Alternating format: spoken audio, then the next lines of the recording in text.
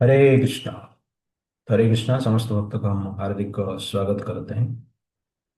ओम नमो भगवते वासुदेवाय। ओम नमो भगवते वासुदेवाय। ओम नमो भगवते वासुदेवाय। नारायणं नमस्कृत्य नरं चैव नरोत्तमं देवीं सरस्वतीं व्यासं ततो जयमुदीरये। नष्टप्रायेष्वभद्रेषु नित्यं भागवतसेवया भगवति उत्तमश्लोके भक्तिर्भवति नैष्ठिकी। कृष्णाय वासुदेवाय देवकीनन्दनाय च नन्दगोपकुमाराय गोविन्दाय नमो नमः। ॐ अज्ञानतिमिरान्धस्य ज्ञानञ्जनशलाकया चक्षुरुन्मिलितं येन तस्मै श्रीगुरवे नमः। नमो विष्णुपादाय कृष्णप्रेष्ठाय भूतले श्रीमते भक्तिवेदान्त स्वामिनिति नामिने। नमस्ते सारस्वतीदेवे गौरवाणी प्रचारिणि निर्विशेषशून्यवादी पाश्चात्यदेशतारिणि। नमो महावदान्याय कृष्णप्रेमप्रदायते कृष्णाय कृष्णचैतन्य नाम्ने गौरतिसे नमः। पञ्चतत्त्वात्मकं कृष्ण भक्तरूपस्वरूपकं तावतारं भक्ताख्यं नमामि भक्तशक्तिकम्। हे कृष्ण करुणा सिंधु दीनबन्धो जगत्पते गोपेश गोपिका कांत राधा कांत नमस्तुते। तप्त कांचन गौरांगी राधे वृंदावनेश्वरी वृषभानुसुते देवी प्रणमामि हरिप्रिय। वंशाकल्पतरुभ्यश्च कृपा सिन्धुभ्येव च पतितानां पावनेभ्यो वैष्णवेभ्यो नमो नमः। जय श्री कृष्ण चैतन्य प्रभु नित्यानंद श्री अद्वैत गदाधर शिवासादि गौर भक्तवृंद। हरे कृष्णा कृष्ण कृष्ण हरे हरे हरे राम राम राम हरे हरे। हरे कृष्णा। तो हरे कृष्णा समस्त भक्तों का हम स्वागत करते हैं आज का भागवत सेशन में। तो आज हम भगवान कृष्ण के लीला स्टार्ट करेंगे।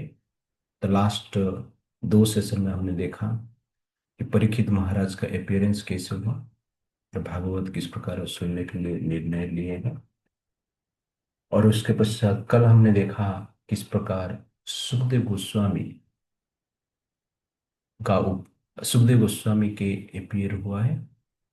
और उसके साथ साथ उनसे हम कुछ सीख लिए हैं। आज हम जनरली देखेंगे कि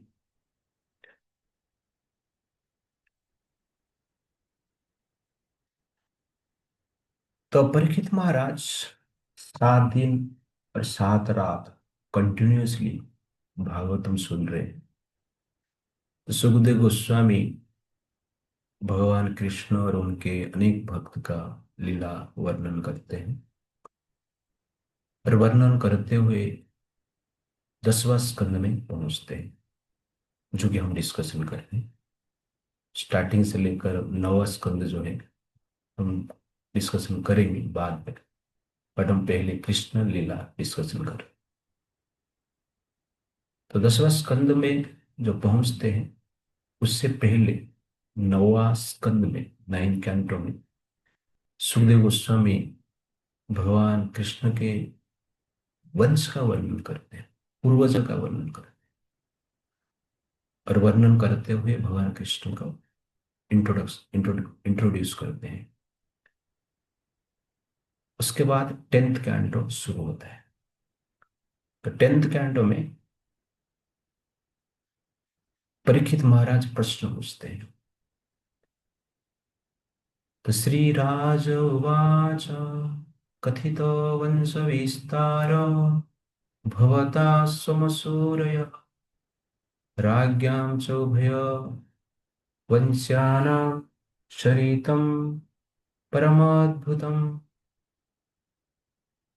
ओके, ट्रांसलेशन एक जन पढ़िए। कौन ट्रांसलेशन इंग्लिश में पढ़ना चाहेंगे? Raise your hand. ओके, आकृति माता जी, लेकिन आपको वीडियो में आना हो। ठीक है। तो आज आकृति माता जी पढ़ेंगे, पूरा ट्रांसलेशन जो भी हम तक लेंगे, फिर कल एक जन पढ़ेंगे, इस प्रकार। ठीक है। ओके माता जी पढ़ो। Hare Krishna Prabhuji, Dandavat Pranam. King Parikshit said, "My dear Lord, you have elaborately described the dynasties of both the moon god and the sun god, with the exalted and wonderful character of their kings." Okay, तो simple है। तो सुखदेव गोस्वामी सूर्यवंश और चंद्रवंश का वर्णन करते हैं ninth canto में, और कहते हैं ये परम अद्भुत है। इनका डिफरेंट लीला बताते हैं। जब नाइन्थ कैंटो हम पढ़ेंगे, इसमें हम डिटेल्स में देखेंगे। तो संसार में जो भी वंश आप देख रहे हैं, देवताओं से प्रकट हुए। तो पहले ब्रह्मा जी से मनु महाराज आते हैं।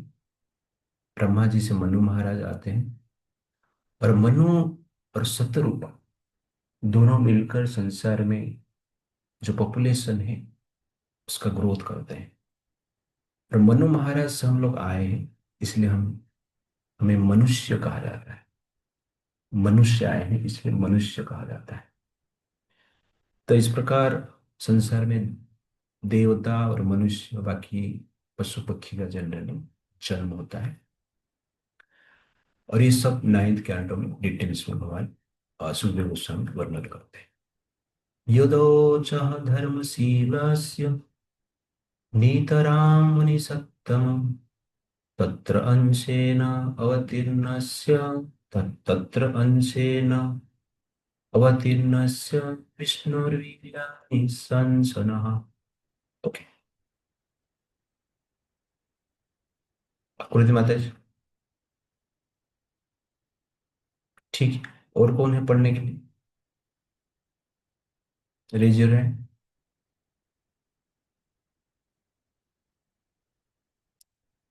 ओके, आप अनम्यूट मत कीजिए। हाँ, हाँ, तो अनम्यूट में ही रहिए आप। Okay. O best of Munis, you have described the descendants of Yadu, who were very pious and strictly adherent to religious principles. Now, if you will kindly describe the wonderful glories of glorious activities of Lord Vishnu or Krishna, who appeared in that Yadu dynasty with Baldev, his plenary expansion. Okay, तो यहाँ पर भगवान के यदुच धर्मशील, यदु थे अत्यंत धर्मशील थे। तो ये पॉइंट यहाँ पर है। तो यदुवंश में भगवान कृष्ण आए, और इसलिए वंश में आए हैं धर्मशील, अत्यंत धार्मिक थे, धार्मिक थे। धर्मशील का अर्थ है धर्म को स्ट्रिक्टली फॉलो करते हैं, इसलिए भगवान उनके वंश में आए। तो मैं यहाँ पर धर्म का बेसिक अंडरस्टैंडिंग आपको बताना चाहूँ। तो आजकल के जमाने में जनरली लोग कंफ्यूज्ड है कि वास्तव में धर्म क्या है, धर्म क्या है, वो जान नहीं पाते। और हिंदू स्पेशली कहते हैं सर्वधर्म समान है। आपको क्लैरिटी में देना चाहता हूँ, सर्वधर्म करके कुछ नहीं होता है, धर्म एक ही होता है। तो ये क्लैरिटी के साथ हमें रहना है, और हमें अपने बच्चे को भी ट्रेनिंग देना है। सर्वधर्म समभाव की बात बोलकर जनरली हम अपना मूर्खता ही प्रकट करते हैं। अब ऐसा कभी नहीं बोल सकते सर्वधातु समान। सर्वधातु समान नहीं हो सकता। लोहे के साथ गोल्ड को आप कंपेयर नहीं कर सकते, एल्यूमिनियम के साथ कॉपर को कंपेयर नहीं कर सकते। तो सर्वधातु समान नहीं हो सकता। जनरल क्या है, तो सुपीरियर नेचर है रहता है। ठीक उसी प्रकार हम इस प्रकार नहीं बोल सकते हैं कि सर्वधर्म सम। इसलिए धर्म का अर्थ है कि धार्य की इति धर्म, जो मनुष्य का संस्कार को धारण करता है, जो मनुष्य का चरित्र को धारण करता है, जो मनुष्य का शांति को धारण करता है, उसको जनरल क्या कहते हैं, धर्म कहते हैं। इसलिए शब्द धर्म, धर्म इसको कहा गया। धर्म मतलब धारण कर, और मोह मतलब मनुष्य। जो मनुष्य को धारण करके रखता है, सुख को धारण करके रखता है, उसको जनरली हम क्या कहते हैं, धर्म कहते हैं। और धर्म का चार प्रिंसिपल है, चार सिद्धांत, मूल सिद्धांत है। इसको धर्म का चार पैर कहा जाता है, और कभी कभी चार पिलर भी कहा जाता है। ये चार पिलर को आप याद रखिए एक एक्रोनिम के द्वारा, तपो, TAPH। T for truthfulness, A for austerity, P for purity, and H for help, मतलब काइंडनेस। तो TAPH। तो T फॉर तपो, टी फॉर ट्रूथफुलनेस, सत्यता, जो सत्यता का आचरण करता है। ए फॉर ऑस्टेरिटी, जो तपस्या का आचरण करता है। पी फॉर प्यूरिटी, जो प्यूरिटी मेंटेन करते हैं, lust, anger, greed, pride, illusion, envy, ये सबसे दूर रहने की प्रयास भी करते हैं। एंड एच फॉर हेल्प और काइंडनेस, दया। न च धर्म दया पर, तो दया से बढ़कर और कोई बड़ा धर्म नहीं। धर्म का मूल कहा जाता है दया, उसके बाद तपो होता है, उसके बाद अष्टविधि, उसके बाद प्योरिटी। हमें मेंटेन करना है ये सब। तो ये चार प्रिंसिपल जो है, इसको जनरली धर्म कहते हैं। ये चार प्रिंसिपल को जो व्यक्ति मानता है वो धार्मिक है। धर्म एक फैशन शो नहीं। दाढ़ी निकाल दिया, टोपी पहन लिया, टोपी निकाल दिया, मूछ निकाल दिया, और कुछ पहन लिया, लेकिन तिलक लगाया, कंठी माला पहना, ये सब धर्म का एक बाह्य अटैच है। ये फैशन शो नहीं हो सकता कि आप ड्रेस चेंज करके एक धार्मिक बन सकते। इस प्रकार कोई पुलिस ड्रेस पहन के पुलिस नहीं बन सकता, डॉक्टर का ड्रेस पहन के डॉक्टर नहीं बन सकता, कोई स्कूल यूनिफॉर्म पहन के स्टूडेंट नहीं हो सकता है। तो ठीक उसी प्रकार कोई इस प्रकार बाह्य अटायर को चेंज करके धार्मिक नहीं हो सकता। इसलिए धर्म का अर्थ ये चार मूल सिद्धांत को जो व्यक्ति फॉलो करता है उसको धार्मिक कहते हैं। और चार मूल सिद्धांत को जो कम्युनिटी फॉलो करता है उसको धार्मिक कम्युनिटी कहता है। चार मूल सिद्धांत के अनुसार जो समाज है उसको धार्मिक समाज कहा जाता है, और जो देश है उसको धार्मिक देश कहा जाता है। आजकल जो धर्म के नाम पर चल रहा है मार्केट में, वास्तव में धर्म नहीं, वो अधर्म ही है। अधर्म को धर्म का त्याग लगाकर ये लोग जनरली अपने मन की राक्षसी विचारधारा को पूर्ण करने की प्रयास कर रहे हैं। हर घर को ये लोग वेश्यालय बना देते हैं और कहते हैं कि हम धर्म को फॉलो कर। अभी 31st नाइट आने वाला है, और हिंदू लोग भी 31st नाइट को फॉलो करते हैं। 31st नाइट एक नाइट है जहां पर अधिक मात्रा में दारू पिया जाता है। दुनिया में सबसे दारू 31st नाइट को पिया। इसको न्यू ईयर सेलिब्रेशन कहते हैं। दुनिया में सबसे जनरली व्यभिचार जो होता है 31st नाइट को होता है। इसीलिए और दुनिया में सबसे ज्यादा मांस भी जो खाया जाता है 31st नाइट को खाया जाता है। इसलिए जनरली हमें जानना चाहिए धर्म क्या है, अधर्म। और भारत का युवा पीढ़ी हो या कोई भी पीढ़ी इतना क्लैरिटी के साथ जनरली जानते नहीं। इसलिए हमें अपना जो सनातन संस्कृति उसको बचा के रखना। इसलिए आप लोग रेस्पॉन्सिबल। इसलिए यदो च धर्मशीलस्, तो यदु महाराज जो थे धर्मशील थे, इनके वंश में भगवान आए।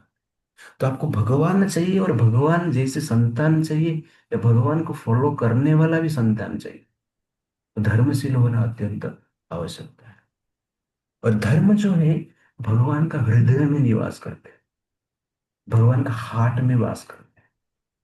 ये है धर्म। भगवान के छाती में लक्ष्मी रहते हैं, फिर दिल में धर्म रहते हैं। इसलिए जब हम धर्म को फॉलो करते हैं, भगवान का हृदय को हम स्पर्श करते हैं, हृदय को हम सेटिस्फाई करते हैं, वास्तव में भगवान को संतुष्ट करते हैं। कभी कभी लोग पूछते हैं, प्रभु जी भगवान अभी क्यों नहीं आए? भगवान क्यों आएंगे क्यों?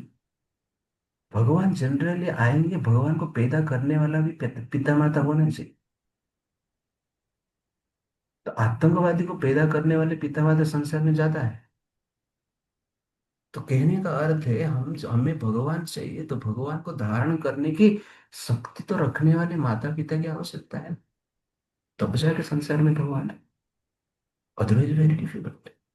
इस प्रकार कहा जाता है कि बाघ का जो दूध है ना, मिट्टी का पात्र में नहीं रहता है, फट जाता है, इतना पावर। बाघ का दूध को रखने के लिए आपको सोने की पात्र की आवश्यकता है, इस प्रकार शास्त्र कहते हैं। तो ठीक उसी प्रकार भगवान को प्राप्त करना है तो हमारा चेतना में भगवान जैसे होना चाहिए।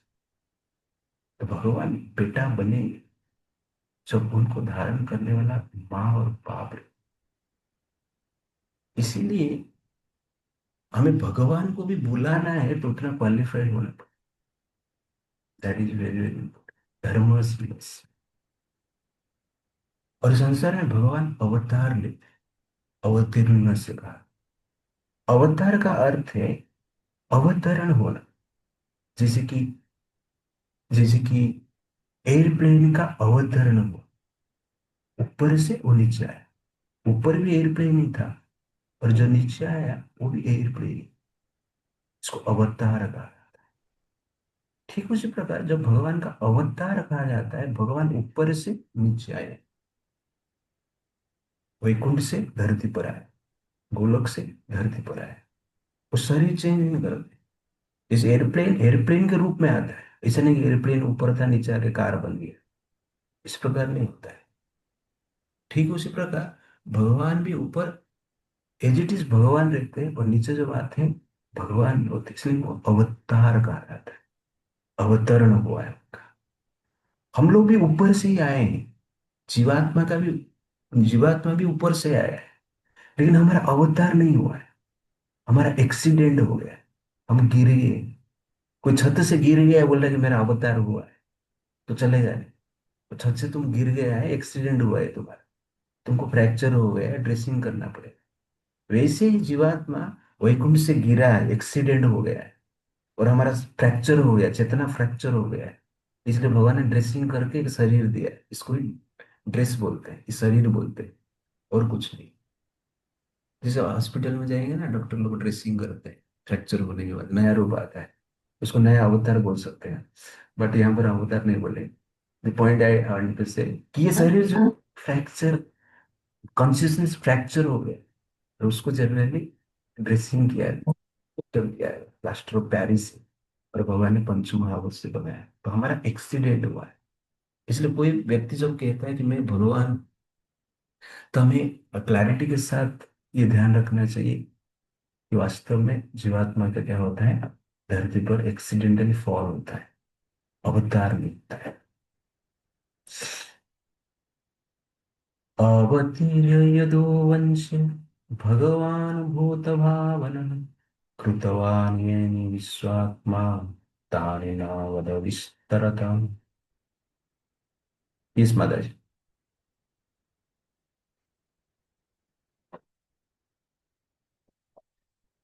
The super soul, the supreme personality Godhead, Sri Krishna, the cause of the cosmic manifestation, appeared in the dynasty of Yadu. Please tell me elaborately about his glorious activities and character from the beginning to end of his life. तो परीक्षित महाराज प्रश्न पूछते हैं कि भगवान कृष्ण का जो character है मुझे स्टार्टिंग से लेकर एंड तक बताइए। तो डिटेल्स में सुनने की इच्छा करते हैं। और यहाँ पर भगवान शब्द यूज किया गया। तो कृष्ण जो है साधारण व्यक्ति नहीं है, वो जनरली क्या है, भगवान है, संसार का कर्ता है। जैसे गीता में हम डिटेल्स में थोड़ा वर्णन किए। समस्त विश्व का आत्मा है। हम केवल शरीर का आत्मा है, विश्व आत्मा नहीं। बट कृष्ण जो है विश्व आत्मा है, भूत भावन है। उसके बाद परीक्षित महाराज भगवान को याद करते हैं का कंट्रीब्यूशन को देखकर। वो कहते हैं पितामह में संसारे मरणाचैः देवव्रतादि अतिरथैति मिङ्गलैः दुरत्ययां कौरवसैन्यसागरं कृत्वा तरम्बस्सपदं स्म यत्प्लवः द्रोणीयस्त्रविप्लुष्टम् इदं मत् अङ्गं सन्तानबीजं कुरु पाण्डवानां जु जुगप। कुक्षिं गतात चक्र मातु च मे यः शरणं गदाय वीर्याणि तस्यखिल देह भाजम् अन्तर्वहि पुरुष कालरूपहि प्रयाच्छत मृत्युम् पूत अमृतं च मया मनुष्यस्य वदस्व विद्वन्। तो इस प्रकार ट्रांसलेशन में कहते हैं। तो सिंपल ट्रांसलेशन यहाँ पर पहला वर्ष में कहते हैं कि हे भगवान कृष्ण ने मेरे पितामह, मेरे पितामह मतलब यहाँ पर अर्जुन को कहते हैं, अर्जुन को एक बड़ा सागर से बचाया है, जहां पर उस सागर में बड़े बड़े मगरमच्छ थे, जो कि भीष्म द्रोण कर्ण जैसे मगरमच्छ थे। तो उनसे मेरे पितामह को भगवान कृष्ण ने बचाया। और पितामह इस प्रकार, अर्जुन ने इसी प्रकार उस सागर को तर लिए हैं, पार कर लिए हैं, जैसे कि कोई बछड़े के पाँव में जितना पानी रहता है और छोटा बच्चा इजीली पार कर लेता है, वैसे ही युद्ध को जीत गए। तो ये जनरली भगवान का महानता है। जो भगवान का कोई भक्ति करते हैं सीरियस, तो वास्तव में संसार को पार करना उनके लिए इजी हो जाता है। यहाँ पर स्पेशली एग्जाम्पल दिया गया है, वत्स पदम स्म यत् प्लवः। छोटा बछड़े का जो खोर रहता है, पद रहता है, पद से जमीन पे इंप्रेशन होता है, और उस इंप्रेशन में थोड़ा पानी रहता है, और उसको पार करने के लिए कोई भी पार कर सकता है, छोटा बच्चा भी पार कर सकता है उसको। और पार करने के लिए चिंता करने की आवश्यकता नहीं, और पार करने के लिए कुछ विचार, आइडियाज, प्लान करने की भी आवश्यकता नहीं। और बिना देखे ही पार कर लेगा। मान लो बछड़े गांव में देखे रहेंगे, बछड़े का इंप्रेशन रहता है, तो बच्चे इसको पार करके आराम से चला जाते, खेलते हैं। तो कहने का अर्थ है, संसार से मुक्त होना इजी हो जाता है जब हम भगवान की भक्ति करते हैं। आप सोचिए मत कि संसार से मुक्ति मुझे कैसे मिलेगी। हमें सिर्फ ये सोचना है भगवान का भक्ति कैसे करना है। तो भक्ति करते हैं तो संसार से मुक्ति तो मिलेगा। और सबसे बड़ा आश्चर्य बात है, आप भक्ति करते हो मतलब आप मुक्त हो। आप मुक्त नहीं होंगे तो भक्ति नहीं कर पाएंगे। ये भी क्लैरिटी होना चाहिए। अभी मान लो सुबह सुबह आकर आप जप कर रहे हैं, मतलब आप मुक्त हो, इंद्रिय तृप्ति का भाव से मुक्त हो, सोने का सुख से मुक्त हो। इसलिए तो सुबह उठकर ऑनलाइन में बैठकर आप लोगों ने जप किया है। इसलिए भक्ति करना इट्स सिर्फ मुक्ति है। इसलिए अर्जुन को भगवान ने जनरली महाभारत युद्ध का सागर से बचाया है। ठीक उसी प्रकार इस संसार में भी हमारा युद्ध ही चल रहा है। हमारे भीतर भी भीष्म द्रोण कर्ण जैसे महारथी बैठे, उसको ही अनर्थ कहते हैं, उसको ही नेगेटिविटी कहते हैं, उसको ही माइंड कहते हैं। जैसे कि कर्ण को मारना, भीष्म को मारना, द्रोण को मारना very difficult, very very difficult. ठीक उसी प्रकार हमें भी अपने भीतर जो एक अनर्थ से बैठे हैं उसको भी मारना डिफिकल्ट है। जैसे कि अर्जुन ने संघर्ष किया, 18 दिन संघर्ष किया, 18 दिन नहीं, जीवन भर संघर्ष किया। अभी तो महाभारत युद्ध हो रहा है, जीवन भर संघर्ष किया इन लोग को मारने के लिए। ठीक उसी प्रकार हमारा भी जीवन भर संघर्ष रहेगा मन के साथ, अनर्थ के साथ, नेगेटिविटी के साथ। लेकिन अर्जुन और पांडव जैसे जीवन भर संघर्ष करते हुए कभी भी थके नहीं और पक्के भी नहीं, संघर्ष करते रहे जब तक मारे नहीं। ठीक उसी प्रकार हमें भी संघर्ष करना है, कभी जीवन भर संघर्ष करना है। कभी कभी प्रश्न हम पूछते हैं, प्रभु जी नेगेटिविटी जाता नहीं, क्या करें? नहीं, आपको जीवन भर संघर्ष करना ही पड़ेगा। अंत में भगवान की कृपा से ये डिलीट होगा, ये मारे।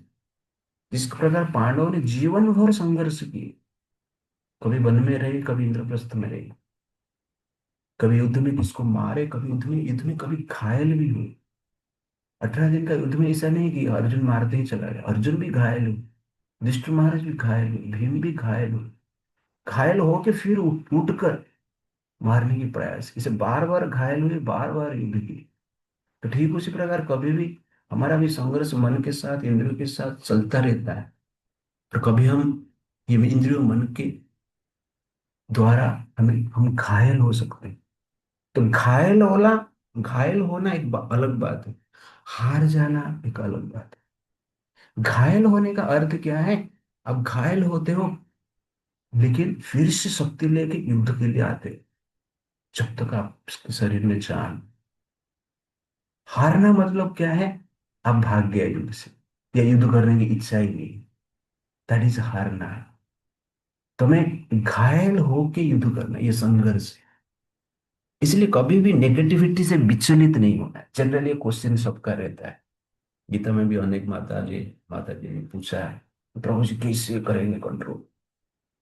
नहीं, आपको मन आपका घायल करेगा, आपका नेगेटिविटी आपको घायल करेगा।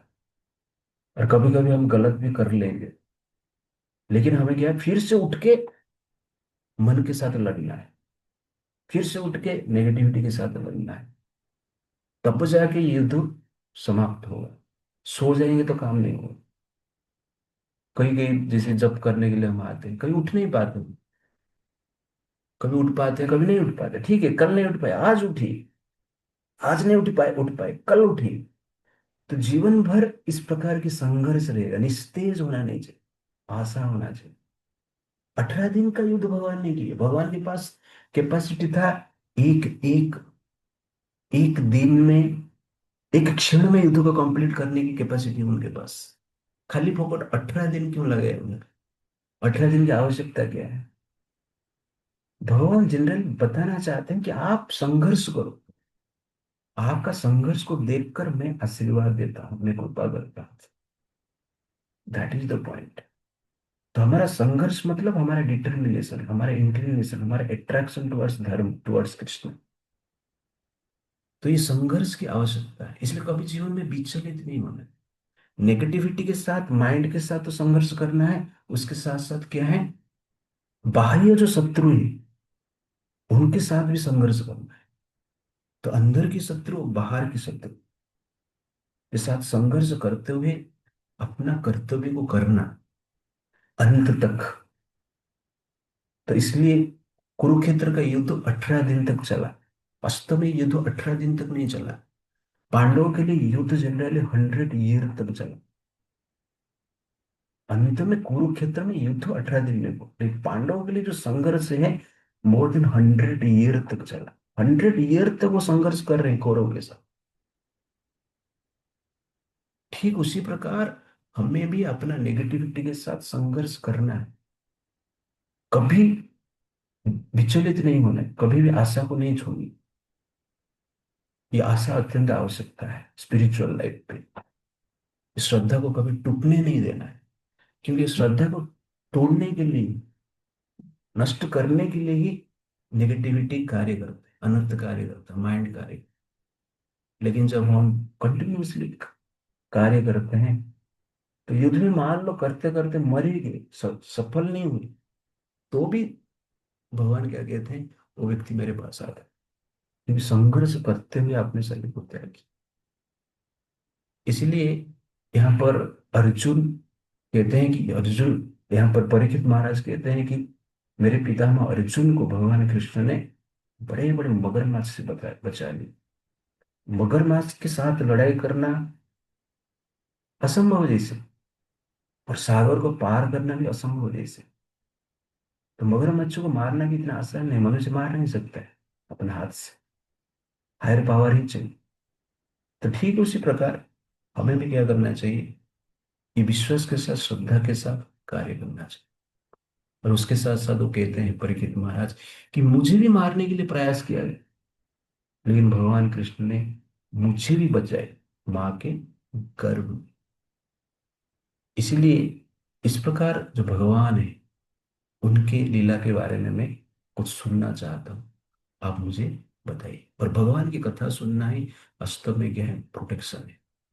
हम शरीर को प्रोटेक्शन करने के लिए अनेक प्रयास करते हैं, लेकिन शरीर तो एक दिन नष्ट हो जाएगा।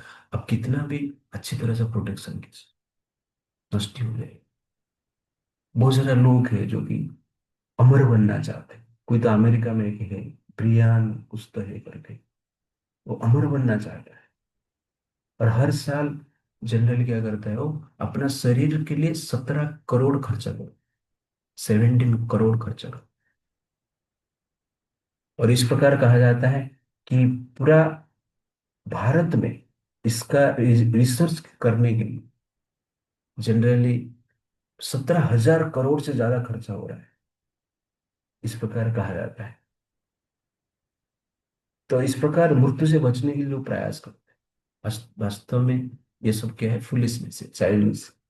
मृत्यु से कभी कोई बच नहीं सकता, बट मृत्यु कभी होता ही नहीं, ये भी इंपॉर्टेंट है।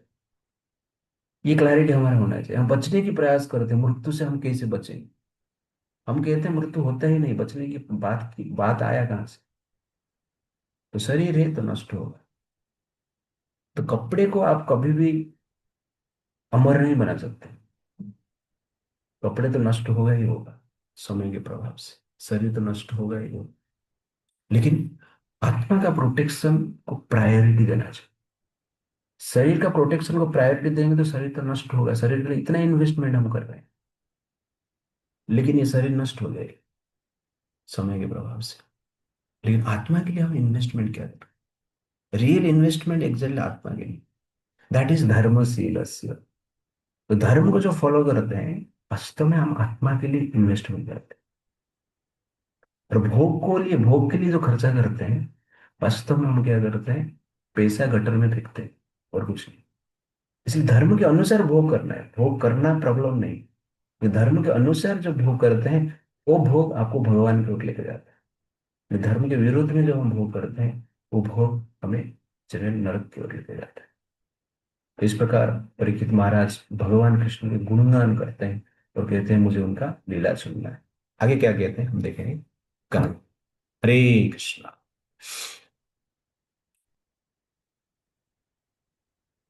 तो हमने श्लोक लिया था कल। कल का श्लोक कौन याद रखा है?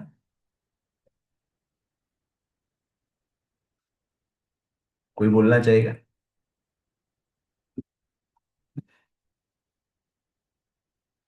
ठीक है, उमेश प्रभु पढ़िए। दैवी ये सुगुणमय।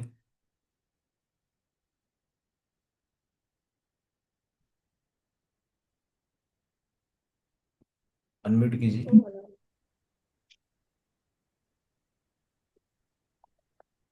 हरे कृष्णा प्रभु जी, दंडवत प्रणाम। श्लोक पढ़िए, उसका ट्रांसलेशन पढ़िए।